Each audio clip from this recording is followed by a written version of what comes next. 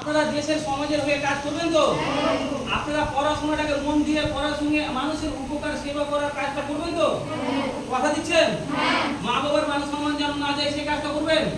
দাদা ভাইদের সম্মান না যায় সেই কাজটা করবেন?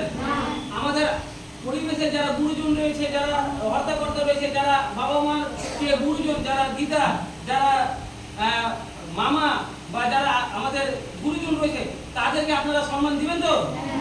আপনারা শিক্ষককে শিক্ষিকাকে সম্মান দিবেন তো? আপনারা স্কুলে গেলে আপনারা ম্যাডামকে, শিক্ষককে, টিচারকে বা প্রিন্সিপালকে বা প্রফেসরকে আপনারা সম্মান দিবেন তো?